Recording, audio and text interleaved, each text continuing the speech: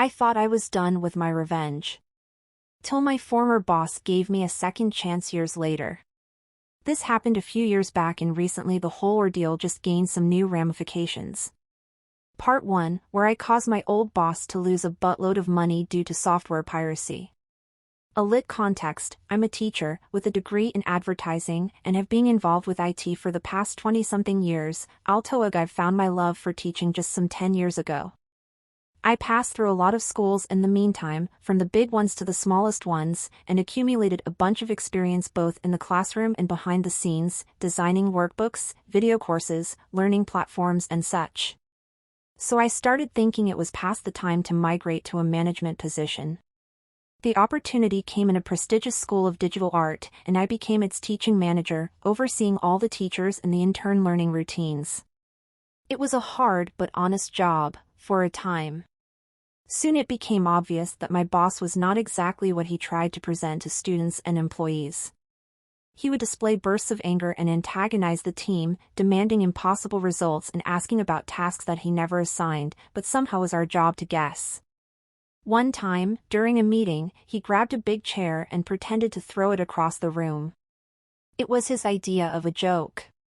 Nobody even flinched, 'cause nobody doubted for a second he was capable of actually doing the deed. Needless to say, nobody laughed as well.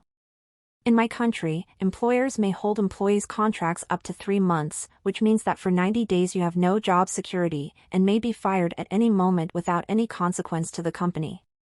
Which my boss reminded everyone all the time, half joking, trying to keep everybody on their toes. He actually excused me from this treatment. He had this bad habit as treating the managers differently, and gave me constant praise for a good job till the day my temp contract ended, meaning I was then an actual employee, with full benefits, and couldn't be fired without him paying me everything the law stated. So it really surprised me when he started the hostile treatment not 24 hours after my temporary contract ended and the full employment began. Gone were the praises, and in their place came screams, bad reviews, and more insane demands. We paid an outside company to do maintenance on the classroom PCs every week, but somehow bugs and crashes were now my fault. One time he made me stay after hours, on a Saturday, after all students and staff had left, and prohibited me from going home before I had all computers running smoothly. He asked me to find him a new seller, and I introduced a friend, making it clear that by no means I was asking for him to be hired. I was just making introductions, and if he liked the guy after they talked, it was his own decision and responsibility to hire him or not. A few weeks later he gave me an earful for going for drinks with this friend of mine, saying that managers should stick with managers, and that I should mingle with him, not the staff, 'cause they were beneath us, apparently. I said this was absurd, reminded him that I knew this guy for years already and that if he wanted to, he could join us for drinks anytime. It was not the response he expected. The abuse continued and actually intensified. One day I started to feel chest pains and my left arm went completely numb. While my friend called for an ambulance, I retreated to my boss's office, at the time being occupied by his fiancée, and calmly told her, "Don't mind me. I think I'm having a heart attack, so I'll just lay here for a few minutes so the students can't see me." Of course, she went nuts after this. The good news, it wasn't a heart attack, but an anxiety attack, and wasn't the last one. I was 36 at the time, and it was the first time I saw my mom cry since my dad passed, more than 20 years prior, from, of course, a heart attack. I decided enough was enough, so I gave my 30 days notice, citing health issues. I hadn't yet completed 6 months working there. I sat down with my boss, did not blame him in any way but said the stress was making me worry about leaving my family too soon, and gave him every guarantee he needed that I would work through my entire notice period in order to complete every single project we started since my hiring. So I finished updating the courses, finished the development of our brand new e-learning platform, finished hiring the teachers for the next semester. I even shoot videos to promote every single course on the school's menu. Less than a week left till my last day, he called me in his office to show the company's new career plans. I don't know the equivalent term in English, but it's the path planned by the company for the growth of each position. So you see, that's what you're going to earn in a few months. That is, if you stop being a sissy and just do your effing job. I could not believe it. After all the abuse, all the toxicity, I had tried to go the higher road and end everything on a good note, and he called my health issues being a sissy. I was done. I told him to just deduce the next few days from my final payment and left. Now for the revenge. Remember how I introduced him to a friend and he actually hired the guy? On my final days, I announced my boss I would open my own school after leaving, but failed to mention that this other employee was my business partner. So when my friend asked himself for his 30 days notice, our boss went livid. He all but threw out my friend, telling him to never put his feet there again, and leave immediately. According to the law, that means he had to pay for that whole month, plus every remaining day he worked before, plus commissions. Adding to that my own last payment, which came with 6 months of benefits, he had more than enough to start our new venture. But that's not the revenge. He actually made us sign a sort of NDA with a bunch of illegal clauses, which made the whole contract invalid, preventing us from revealing any company secrets during or after our time with them, at the risk of being fined $30,000, around $6,000, at the time. However, no contract in the world may prevent one, at least in my country, from reporting any illegal activities. Which is why I did not worry one bit when I reported him and his school for having 50+ PCs running on pirate versions of Windows, Office, the whole Adobe suite, Revit, Cinema 4D, 3ds Max and lots of other very expensive software. Not long before this, a big and traditional chain of stores had gone bankrupt in our state for having to pay retroactively fines upon fines on Windows alone, so it's an understatement to say that the government was taking piracy pretty seriously at the time. It gets funnier when you realize that the reported person receives an email with the whole complaint, apart from the author of the report, the minute it is filed, so he can prepare his defense.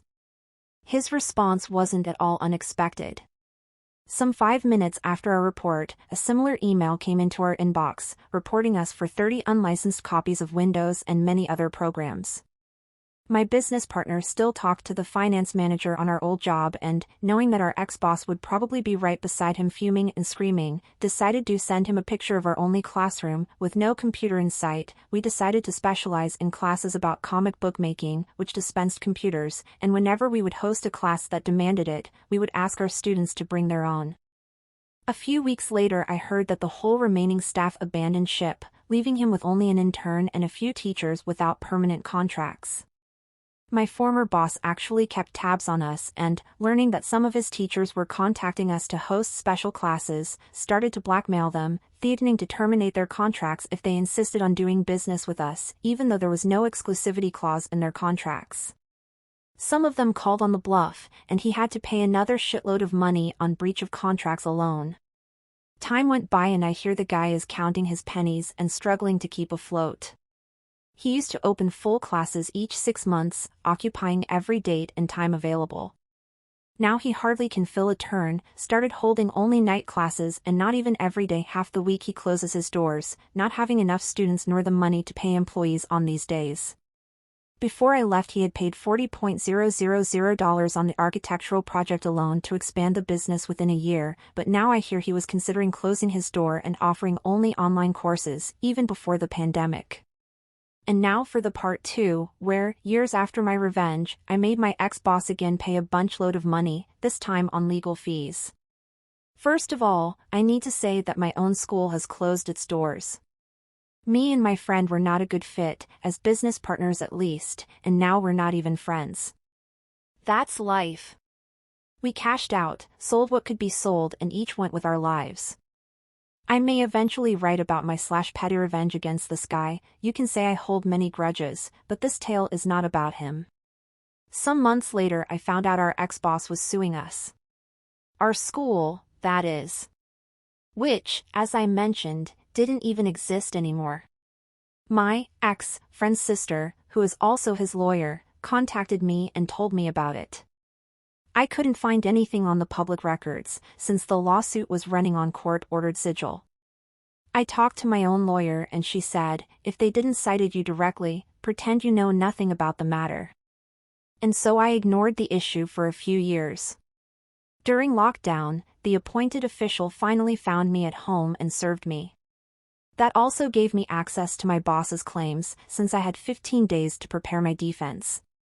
My wife found me laughing out loud in front of the computer. His claims were absolutely ridiculous. He claimed I stole his courses and used as proof a print from our, now offline, site, side by side with his own, saying something in the lines of "It becomes obvious that both schools have the same courses." However, he presented no explanation of the similarities besides the names, which weren't even the same. We had a segment of trainings under the umbrella graphic design, but no class with that specific name, for example, and no other class on any of his main subjects. Also, most of our classes were in the topic of comic books, which he never worked with. He also called us cynical for daring to compete with him on the same market, even if it was my own previous experience on the learning sector that landed me the job on his firm in the first place. At one point, the documents cited a statement from our site where we said that we took our previous experiences as a way to learn with our mistakes and do differently, and call it a confession of plagiarism. I asked my lawyer to let me write my own defense, leaving to her the task to translate it to lawyerism. She actually copy-pasted my full statement, saying she couldn't have argued better. I put on paper all the repulse I felt, cited all my experience with teaching and rebuked every single one of his claims with facts and actual proofs, attaching printed conversations, saved emails and bringing attention to his own lacking of proof. The judge tossed the case and made him pay all the legal fees, including my lawyer's. He could have avoided it if he had entered the lawsuit on small claims court, but since he wanted the $30,000 from the NDA plus damages and sigil, he had it coming. Just another shove of dirt on his coffin.